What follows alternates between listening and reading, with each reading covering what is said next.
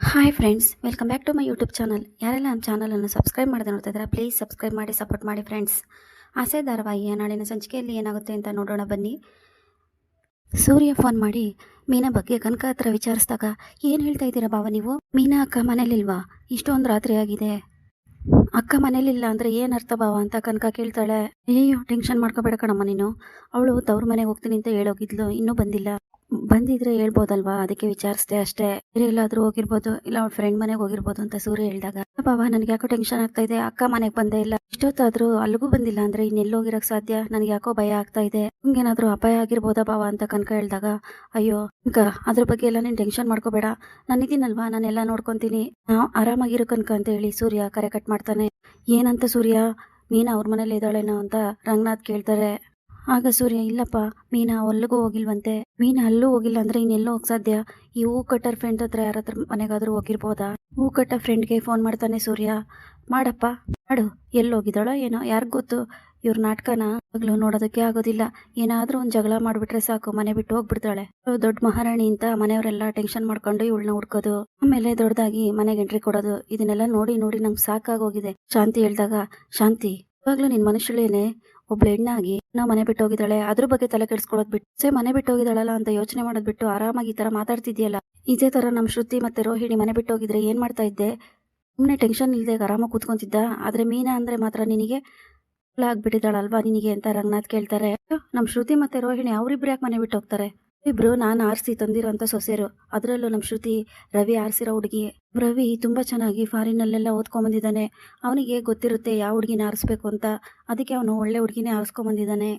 ಅಷ್ಟಕ್ಕೂ ಇವರೆಲ್ಲ ಬಂದಿರೋದು ದೊಡ್ಡ ಶ್ರೀಮಂತರ ಮನೆ ಹುಡುಗಿಯರು, ಶ್ರೀಮಂತ ಮನೆತನದಿಂದ ಬಂದಿದ್ದಾರೆ. ಅವರು ಮನೆ ಬಿಟ್ಟು ಹೋಗೋಂಥ ಕೆಲಸನ ಮಾಡೋದಿಲ್ಲ ಅಂತ ಶಾಂತಿ ಹೇಳಿದಾಗ, ಅಪ್ಪ ದಯವಿಟ್ಟು ಸುಮ್ನಿರ ಕೇಳಪ್ಪ, ಇಲ್ಲೇ ಮೀನಾ ಕಾಣಿಸ್ತಾ ಇಲ್ಲ ಅಂತ ನನಗೆ ಟೆನ್ಷನ್ ಆಗ್ತಾ ಇದೆ, ಏನಾಯ್ತೋ ಏನೋ ಅಂತ. ಅದ್ರಲ್ಲಿ ಇವ್ರ ಮಾತುಗಳ್ನು ನನಗೆ ಕೇಳೋಕ್ಕಾಗೋದಿಲ್ಲ ಅಂತ ಕೋಪ ಮಾಡ್ಕೊಂಡು ಸೂರ್ಯ ಹೇಳ್ತಾನೆ. ಶಾಂತಿ, ನೀ ಸುಮ್ಮನೆ ಕೂತ್ಕೊಂಡ್ರೆ ಸರಿ ಆಯ್ತು, ಇಲ್ಲಾಂದ್ರೆ ನಿನ್ನನ್ನು ಹೊರಗಡೆ ಕಳಿಸ್ಬೇಕಾಗುತ್ತೆ.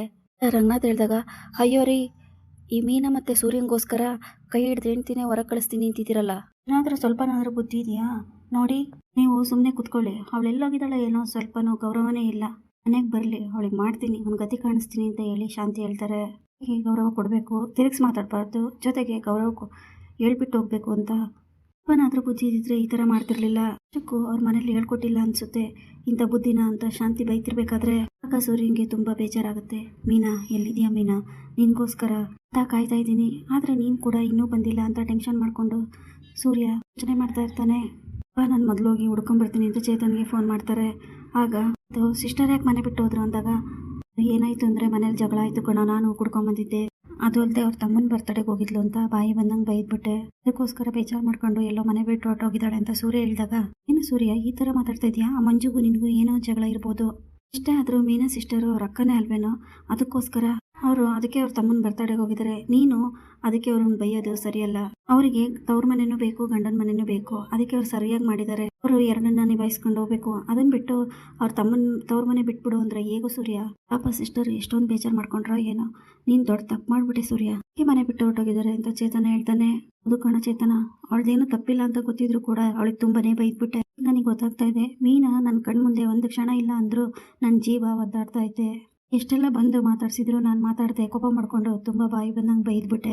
ಈಗ ನನ್ನ ಮೀನಾ ವಾಪಸ್ ಬಂದ್ರೆ ಅವಳ ಹತ್ರ ಕ್ಷಮೆ ಕೇಳಬೇಕು ಅಂತ ಅನಿಸ್ತಿದೆ, ಆದ್ರೆ ಅವಳು ಎಲ್ಲಿದ್ದಾಳೋ ಏನೋ ಅದೇ ಗೊತ್ತಾಗ್ತಾ ಇಲ್ಲ ಅಂತ ಸೂರ್ಯ ಹೇಳ್ಬೇಕಾದ್ರೆ, ಸೂರ್ಯ ಅದಕ್ಕೆ ಕಣ ಹೇಳೋದು ಹಿಂದೆ ಮುಂದೆ ನೋಡಿ ಮಾತಾಡ್ಬೇಕು ಅಂತ, ನೋಡಿದ್ರೆ ಬಾಯಿ ಬಂದಂಗೆ ಬೈದಿದ್ಯಾ, ಅದಕ್ಕೆ ಸಿಸ್ಟರ್ ಬೇಜಾರು ಮಾಡ್ಕೊಂಡು ಎಲ್ಲೋಗಿದ್ದಾರೋ ಏನೋ, ಈಗಾಗಲೇ ರಾತ್ರಿ ಆಗಿದೆ, ಏನಾದ್ರೂ ಹೆಚ್ಚು ಕಮ್ಮಿ ಆದ್ರೆ ಏನೋ ಮಾಡೋದು ಸೂರ್ಯ ಅಂತ ಚೇತನ ಹೇಳ್ತಾನೆ.